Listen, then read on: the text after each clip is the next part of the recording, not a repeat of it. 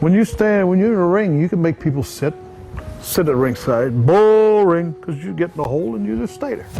If anyone had a wild, drama-filled career in WWE, it's got to be Ron Garvin. Where do we even start? From headbutting a fan to brawling with Randy Savage, he was always in the spotlight. His indirect link to the Terry Garvin scandal and his run as a biased referee only added to the drama. Whether with his hard-hitting style or non-stop controversy, he always kept the crowd hooked. Ron Garvin's career was packed with controversy, chaos, and some truly unforgettable moments. One of the craziest, the time he straight up headbutted a fan, Argyle Johnson. That one didn't end well. Garvin was found liable in court and had to shell out a whopping $455,000 in damages and fees. But that wasn't his only real-life fight. He also had a heated brawl with Randy Savage in Columbia, South Carolina, proving that his toughness wasn't just for show. And if you thought the drama ended there, think again. His feud with Dusty Rhodes was just as explosive. Garvin turned heel by attacking Rhodes, but what really made things messy was what happened outside the ring. He later spoke out, openly slamming Dusty Rhodes' influence and booking decisions, making it clear he had no love for the way things were being run behind the scenes. His harsh words added even more fuel to the fire, turning what was already a heated rivalry into an all-out war. Fans couldn't stop talking about the drama, and it only made Garvin's rebellious reputation grow even stronger. But if there was one controversy that cast a serious shadow over him, it was his indirect connection to the Terry Garvin scandal. While Ron himself wasn't directly accused of anything, his close association with his kayfabe brother, Terry Garvin, who faced serious allegations of sexual harassment, may have damaged his reputation by association. Even though he had no involvement in the controversy, being linked to someone at the center of such serious accusations likely made things difficult for him, both personally and professionally. Garvin's troubles didn't stop there. Even his time as a referee in the WWF became a spectacle. Instead of staying neutral like a referee should, Garvin made it clear he had a personal grudge against Greg Valentine. He repeatedly made questionable calls, leaving both fans and officials wondering if he was out for revenge rather than enforcing the rules.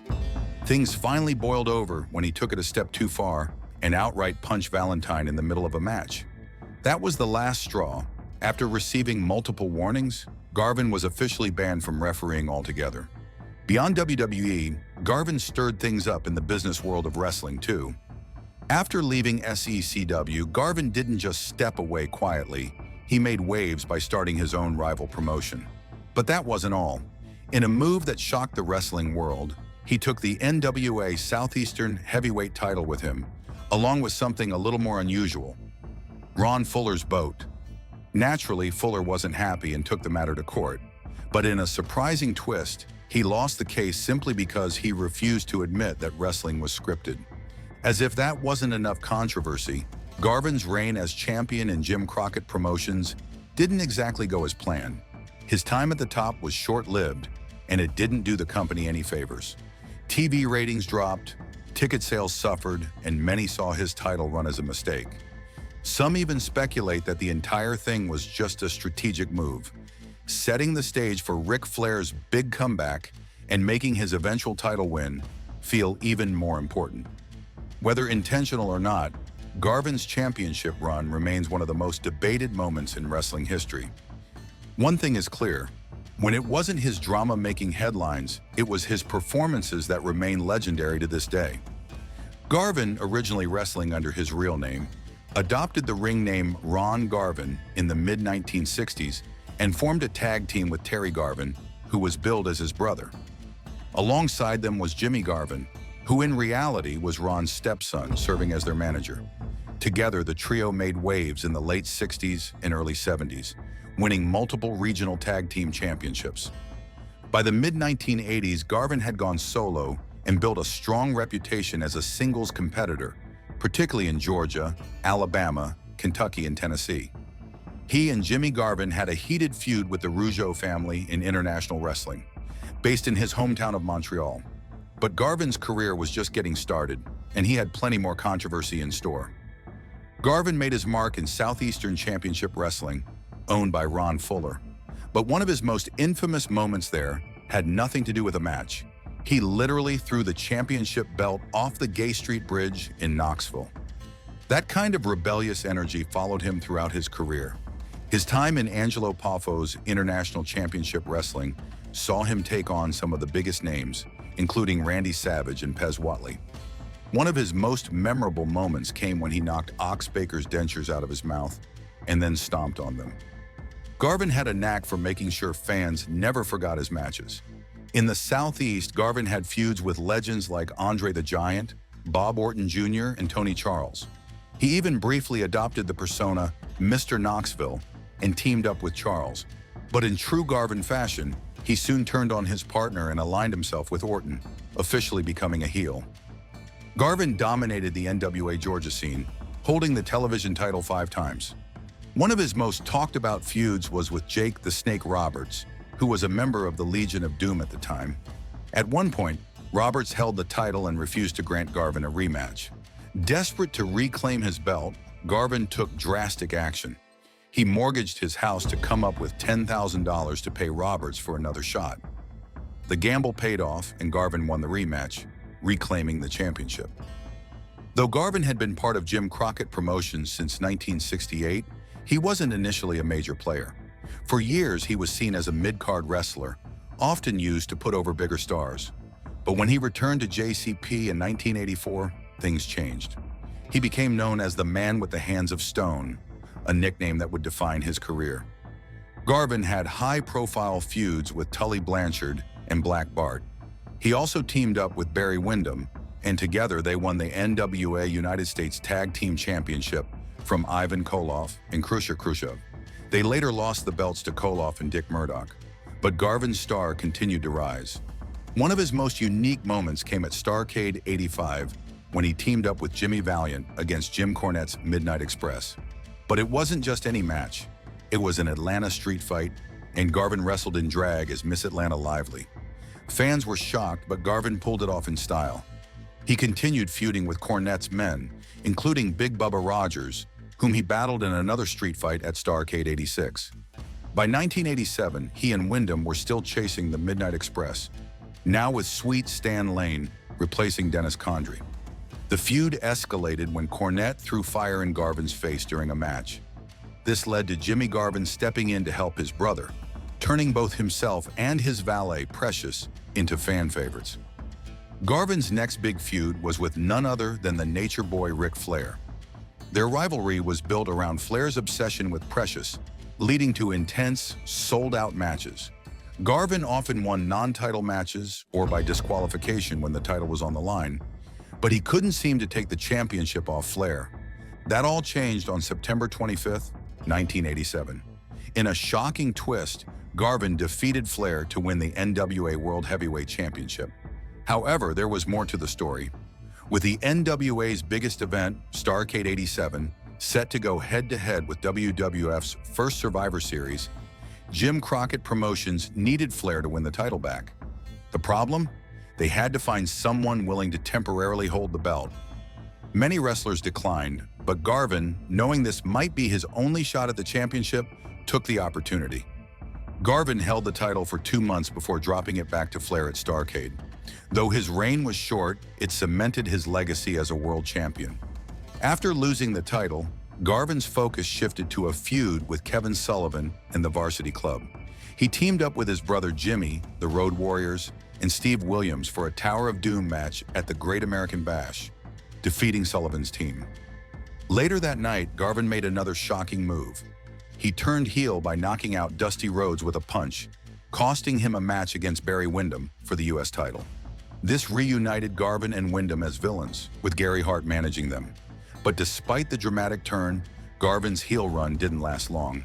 By August 1988, he left JCP after a dispute with management, ending his 20-year association with the promotion. After his time in Jim Crockett Promotions ended in 1988, Garvin didn't slow down. Still playing the bad guy, he jumped over to the American Wrestling Association, where he found himself in a heated feud with Greg Gagne over the AWA International Television Championship. The rivalry kept fans entertained, as Garvin and Gagne battled it out in matches that showed Garvin's trademark hard-hitting style. At the same time, Garvin was making trips to Puerto Rico to wrestle in the World Wrestling Council. There, he set his sights on the WWC Universal Heavyweight Championship, held by Puerto Rican wrestling legend Carlos Colon. Their matches were brutal, with both men determined to prove they were the best. The intensity of their feud made it one of the most memorable rivalries in WWC history. In late 1988, Garvin made his way to the World Wrestling Federation, and with that move came a slight rebranding. No longer a villain, he was now rugged Ronnie Garvin, a tough, no-nonsense competitor who quickly won over the fans. He made his WWF debut in November 1988 and jumped right into the action. At the Royal Rumble in 1989, Garvin entered the chaotic Battle Royal, but was eliminated by one of the most intimidating figures in wrestling, Andre the Giant. Garvin's first major pay-per-view singles match came at WrestleMania 5 on April 2, 1989. He faced Dino Bravo, a powerhouse known for his incredible strength. Despite putting up a good fight, Garvin came up short, taking a loss on the biggest stage of the year. But instead of letting it slow him down, Garvin used it as motivation to move on to an even bigger feud. Soon after, Garvin found himself locked in a bitter rivalry with the Hammer, Greg Valentine. Their first major televised battle took place on April 22, 1989, and Garvin walked away the winner. But Valentine wasn't about to let that stand. He immediately demanded a retirement match, a one-on-one contest where the loser would have to step away from in-ring competition. When they met again the following week, Valentine emerged victorious, forcing Garvin to retire. But Garvin didn't leave the WWF. Instead, he took on a new role, special referee. And let's just say, he didn't exactly play it neutral. He had no problem getting physical with wrestlers who didn't follow his rules. When guys like Dino Bravo and the Brooklyn Brawler tried to push him around, Garvin fought back. It wasn't long before WWF President Jack Tunney had enough of Garvin's antics. He warned him to stop interfering, but Garvin wasn't one to back down. The final straw came when he punched Valentine during a match against Jimmy Snuka. That got Garvin banned from being a referee. If WWF thought that would keep Garvin out of trouble, they were wrong. At SummerSlam 1989, he returned as the special ring announcer for Valentine's match against Hercules. Instead of calling it down the middle, Garvin used the microphone to embarrass Valentine. He claimed Valentine lied about his weight and had 2 left feet. Then, when Valentine cheated to win by using the ropes for leverage, Garvin announced Hercules as the real winner. Furious, Valentine attacked Garvin, knocking him out of the ring. But Garvin wasn't done. He jumped back in and knocked Valentine out cold. That was enough for Valentine. He demanded Garvin be reinstated as a wrestler so he could settle things once and for all. The two spent the next 4 months battling across the country, with each man picking up wins along the way. The rivalry finally reached its climax at the 1990 Royal Rumble, where Garvin defeated Valentine in a grueling submission match, forcing him to tap out and ending their feud once and for all. Garvin had one more big moment in WWF when he teamed up with Jim Duggan, Bret Hart, and Hercules to form the 4x4s, a team that competed at Survivor Series 1989. They took on the King's Court, led by Randy Savage, but Garvin's team came up short. After finishing his rivalry with Valentine, Garvin was on track to feud with Rick Martel. They cut promos against each other, hyping up a showdown. While they did have matches at live events, their feud never made it to television. Not long after, in November 1990, Garvin quietly left WWF. Garvin's next stop was a brief return to WCW in 1991. He wrestled at a house show in Knoxville, Tennessee, facing off against Rick Steiner. However, he wasn't offered a contract, so he moved on. With WCW not working out, Garvin went back to WWC in Puerto Rico, reigniting his feud with Carlos Colon. On February 2, 1992, Garvin defeated Colon to win the WWC Universal Heavyweight Championship for the second time, adding another title to his impressive career. Later, Garvin became a regular in Jim Cornette's Smoky Mountain Wrestling, where he battled Paul Orndorff and Kevin Sullivan. Even after stepping away from full-time wrestling, Garvin still made appearances in independent promotions well into the 2000s. He even participated in a Legends Battle Royal for Juggalo Championship Wrestling in 2011. His last recorded match came on September 20th, 2014, when he teamed up with another veteran in a tag team match for Bruiser Wrestling Federation. At the end of the day, his wrestling career was nothing short of legendary. He battled some of the biggest names in the industry, captured championships across multiple promotions, and left behind a legacy of unforgettable moments. Whether he was delivering his signature punches, getting into real-life brawls, or keeping fans entertained with his unpredictable antics, Garvin always knew how to command attention. He may not have held the longest title reigns, but his contributions to professional wrestling go far beyond just championships. His toughness, charisma, and ability to captivate an audience made him a true icon of the sport. Well, that wraps up today's video. Don't forget to hit like and subscribe so you never miss an update. Thanks for watching, and we'll see you next time. Bye.